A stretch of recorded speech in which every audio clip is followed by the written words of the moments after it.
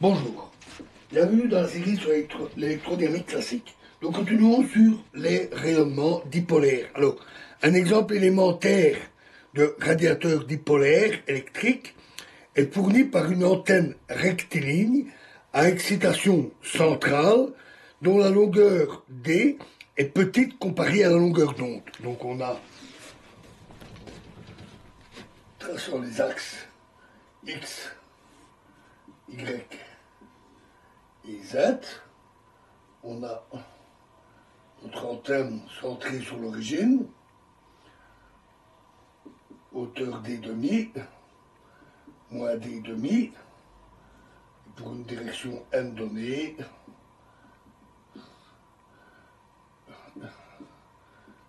Y, on a l'angle phi et l'angle θ. Donc supposons l'antenne placée sur l'axe Z entre D demi et moins D demi et contenant en son centre un petit espace ménagé pour son excitation. Le courant est de même sens dans chaque moitié d'antenne et possède une valeur I0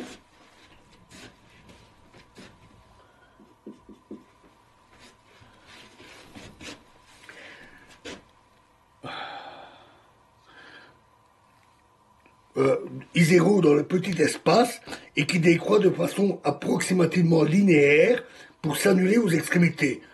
Rappelons qu'il s'agit de valeur harmonique avec une fréquence oméga qui est sous-entendue et donc en vérité c'est un courant alternatif. En vertu de l'équation de continuité, la densité linéaire de charge ρ', charge par unité de longueur, est constante dans chaque bras de l'antenne et a pour valeur ρ' de t est égal à plus ou moins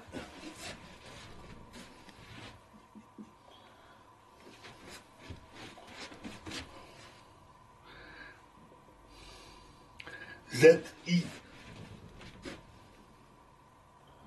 ou 2I, pardon, I0 divisé par oméga d.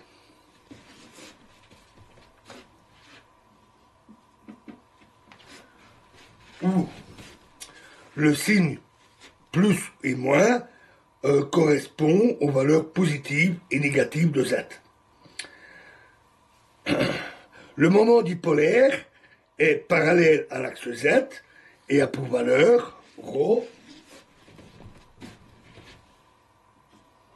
égale non pas ρ, pardon, P, moment dipolaire, P est égal à l'intégrale de moins D demi à plus D demi de Z ρ' Z dZ, de Z ρ' Z, oui, ici c'est Z, dZ. Et donc après, en intégrant, mettant la valeur de la charge, on obtient I0D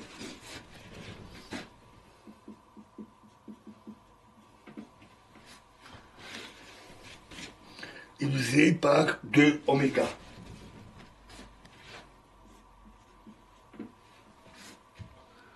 C'est ρ' de Z.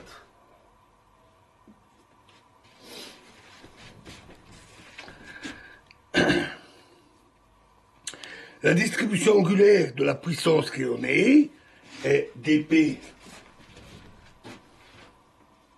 d grand P sur d oméga est égal à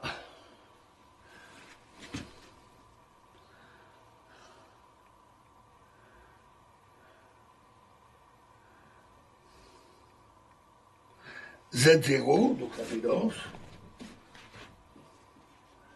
I0 carré divisé par 128 pi carré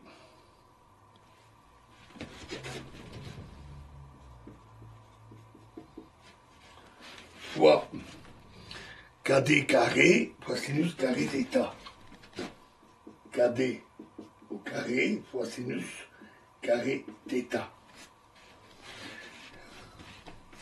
Et la puissance totale rayonnée est alors P égale Z0 fois I0 carré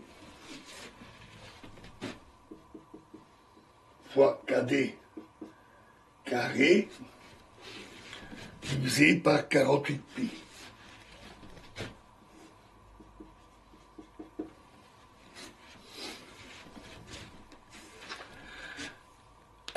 On voit que pour un courant d'entrée fixe, la puissance rayonnée croît comme le carré de la fréquence, du moins dans le domaine des longueurs d'onde qui vérifie KD est petit par rapport à lambda.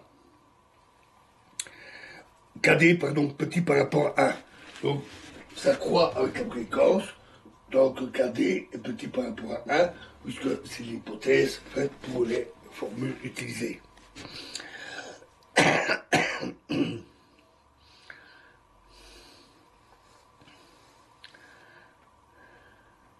Le coefficient I0 carré sur 2 dans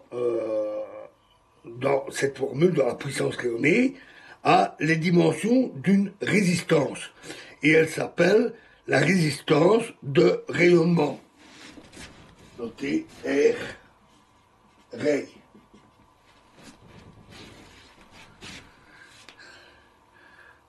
Résistance de rayonnement de l'antenne. Il correspond au deuxième terme de la valeur de la résistance qu'on avait vu dans la définition de l'impédance des systèmes et est égal à la résistance totale de l'antenne dans le cas d'une conductivité parfaite. Pour cette petite antenne, R est environ égal à 5 kd carré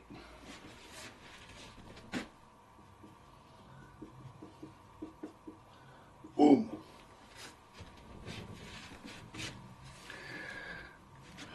En principe, la résistance d'entrée de l'antenne se calcule en appliquant les relations qu'on avait vues lors de la définition de l'impédance des systèmes. Malheureusement, ce calcul dépend de manière cruciale de champs intenses qui apparaissent au voisinage du petit espace central qui sert à l'excitation et est donc très sensible à la forme exacte de l'excitation et à la méthode d'excitation.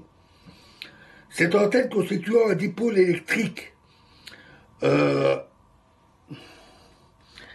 et le champ dipolaire électrostatique étant dominant en son voisinage, on peut néanmoins affirmer avec certitude que cette réactance est négative, c'est-à-dire capacitive, pour KD petit. Voilà, alors, dans la prochaine vidéo, nous passerons au champ dipolaire magnétique et au champ quadripolaire électrique. Je vous remercie.